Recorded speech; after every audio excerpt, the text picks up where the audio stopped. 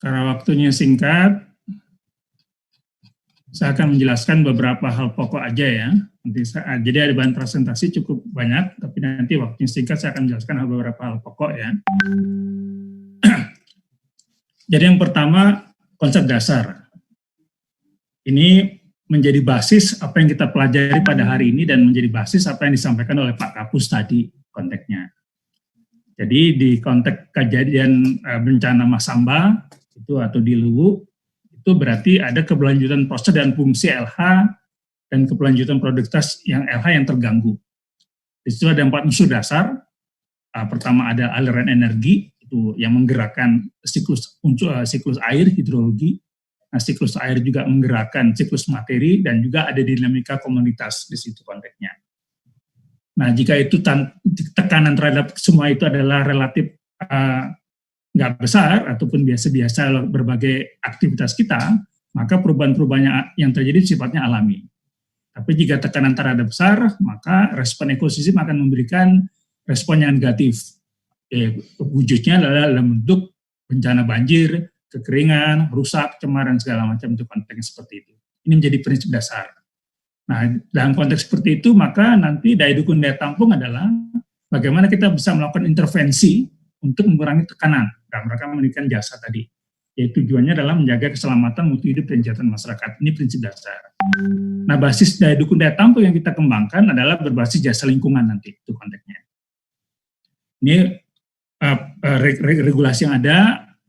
Nah, di Undang-Undang 32, kita kembali ke basic dasar, konteksnya adalah yang pertama, upaya kita itu adalah bagaimana menjamin keberlanjutan di level landscape, yang nanti menjadi basis untuk keberlanjutan di level project tadi. Jadi kasus Masamba adalah, di situ ada masalah di keberlanjutan di level landscape yang mungkin disebabkan oleh berbagai keberlanjutan di level tapak tadi, usaha kegiatan, tambang, atau berbagai hal tadi konteksnya. Di PPLH, upaya cuma ada 2. Pertama adalah bagaimana kita menjaga pesan fungsi lingkungan hidup, nanti indikatornya daya dukung daya tampung lingkungan hidup. Yang kedua adalah pencegahan cemar rusak, indikatornya adalah baku mutu. Baik baku mutu pencemaran ataupun baku kerusakan yang sekarang konteksnya IKLH tadi. Nah, yang kata kunci tadi disampaikan oleh Pak Kapus adalah tantangan kita bagaimana kita bisa melakukan pemantauan lingkungan di level landscape tadi. Jadi dari berbagai tadi kita harus pantau. Nah, dari untuk bisa memantau tadi karena duit terbatas, waktu terbatas, maka kita harus menentukan prioritas. Nah, nanti dari berbagai macam informasi di ecoregion, berbagai macam informasi daya dukung daya tampung dari berbagai peta yang spasial yang kita hasilkan, kita bisa menentukan level di lokasi mana, landscape mana yang kita memang harus prioritaskan kita pantau. Ini contoh Jayapura, yang ada gambar di sini. Tempoh hari juga ada kejadian sejenis beberapa tahun yang lalu, ada banjir bandang di Sentani. Kita coba analisis, integrasikan antara analisis DAS, teman-teman kehutanan, dengan analisis di berbasis ecoregion tata lingkungan. Nah, itu ada cara pandang yang berbeda, konteksnya di Sentani. Dan tempoh hari solusinya tidak cukup dengan menanam, justru solusi di Sentani, banjir bandangnya adalah dengan data ecoregion tadi, justru adalah merekayasa air. Karena dinanam tidak akan menyelesaikan masalah, karena batuan menjadi karakter bentang lahan tadi, itu batuannya memang tidak akan menyerap air tadi. Itu salah satu contoh. Nah, itu nanti bisa lihat dari kasus di Masamba. Ini saya nggak perlu jelaskan. Nah, ini konteksnya.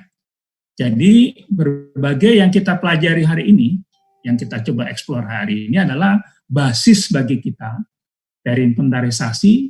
Kita nanti dari sebagian data kita bisa gunakan untuk menghitung daya dukung daya tampung. Nah, data tadi akan kita integrasikan.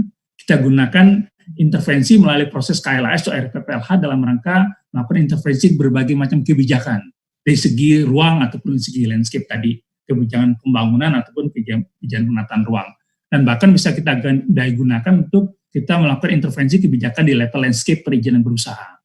Jadi nanti konteksnya adalah inventarisasi D3TLH menjadi basis data atau IGT reference untuk PPLH di wilayah kita masing-masing, basisnya reference tadi konteksnya. Nah, bagi kabupaten kota juga nanti pada saat melakukan analisis saat disarankan juga adalah batasnya tidak batas hanya administratif, tapi batas juga batas ekologis tadi, sehingga tahu posisinya di masing-masing Sulawesi Selatan, Sulawesi Barat, dan Sulawesi Tenggara itu secara ekologis bergantung dengan wilayah mana. Nanti kita bisa kembangkan program-program kerjasama antar daerah tadi. Ini contohnya, detailnya nanti ada di sini. Nah ini tadi basisnya, jadi inventarisasi ecoregion, inventarisasi dan daya dukung menjadi basis bagi semuanya.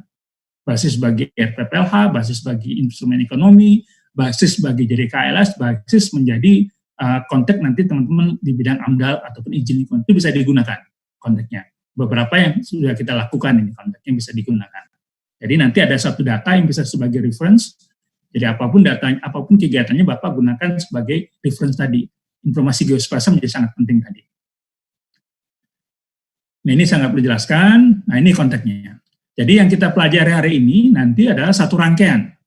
Jadi kita akan membaca inventarisasi, kemudian dari inventarisasi datanya kita gunakan sebagian untuk menghitung daya dukung yang kita punya, air, pangan, dan lahan prima yang sudah ada penetapan baru air, pangan sedang proses, laut masih jauh nih kontaknya, dan sebagian data nanti kita gunakan menjadi basis penguatan RPPLH tadi. Ingat basisnya adalah ekologis tadi kontaknya.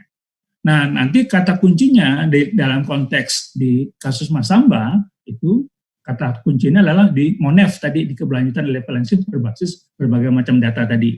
Dan MONEF ini kalau bisa dilakukan secara rutin tadi itu konteksnya. Nah ini muatan-muatannya. Nah ini yang paling penting konteksnya. Nanti penjelasan detail yang ada di bawahnya adalah menjelaskan itu. Jadi yang pertama, nanti kita bisa menggunakan basis ecoregion itu untuk menentukan berbagai macam tipe ekosistem yang ada di wilayah kita. Kemudian dari berbagai macam basis ecoregion tadi kita bisa menentukan jasa lingkungan. Jadi nanti kita akan coba petakan berbagai infrastruktur ekologis yang berfungsi sebagai jasa lingkungan itu penting. Nanti apa saja. Kemudian juga informasi geospasial yang menjadi engine of growth. Nah, di sini dalam konteks ini pendekatannya bisa dari PDRB, kayak di Sulawesi kebanyakan adalah tambang dan kebun tuh konteksnya. Nah, dari data ini kita juga nanti tentukan berbagai informasi geospasial, nanti siapa saja yang memanfaatkan dari peta land use, peta tata ruang, peta perizinan segala macam kita bisa tentukan. Kemudian nomor 3 adalah kita tentukan statusnya, cemar rusak dengan tadi, kemudian daya dukungnya terlampaui atau tidak terlampaui, dan berbagai macam kinerja yang lain. Dan basis yang utama juga adalah kita kaitkan dengan masalah kerawanan bencana terkait dengan bencana alam. Nanti teman-teman di BNPB punya ini analisis risikonya, plus kalau ada informasi geospasial tematik. Nah beruntung nanti teman-teman bisa belajar dari teman-teman P3E, beberapa tahun yang lalu kita pernah kerjasama dengan UNHAS, dengan Australia, menyusun untuk kajian kerentanan adaptasi terhadap air di kawasan Maminasata tadi, yang bisa menjadi basis tadi itu konteksnya. Nah ini basis hukumnya, dasarnya ada di konteksnya. Nah ini berbagai infrastruktur ekologis, contohnya adalah ini yang wilayah punya air tinggi, pangan tinggi, KH tinggi, dan rosot karbon tinggi. Nah ini contoh-contohnya. Nah ini contoh geospasial yang kita coba kembangkan, kita sedang menyusun sistem informasi geospasial seperti ini. Contoh yang ada di NIT kita gunakan kemarin untuk lahan pangan yang ada di Kalimantan Tengah di ini. Ini berbagai contoh wilayah-wilayah memang menjadi yang berfungsi sebagai infrastruktur ekologis tadi konteksnya. Contoh, saya ambil contoh Kalimantan. Ini contoh Kalimantan Tengah berbagai macam. Ada CAT-nya. Dan ini ada tipe-tipe ekosistem basisnya dari ecoregion tadi. Ini menjadi basis kita untuk membikinkan arahan policy terkait dengan masalah pangan dari segi daya dukung, kemudian juga termasuk polisinya, tindak lanjutnya. Ini berbagai fungsi yang kita rumuskan dari peta ecoregion tadi, konteks-konteksnya. Nah ini contoh wilayah-wilayah infrastruktur ekologis yang punya nilai penting. Nah teman-teman, jadi nanti bisa juga teman-teman bisa lihat itu hasil KLAS untuk yang Kalimantan Selatan, Sulawesi Selatan terkait dengan perubahan fungsi. Nah di situ ada kajian-kajian daya dukung daya tampung yang bisa dimanfaatkan, dilihat untuk Sulawesi Selatan terhadap perubahan fungsi tadi. Bagaimana digunakan informasi tadi untuk ke level-level yang berikutnya. Ini contoh Kalimantan ya.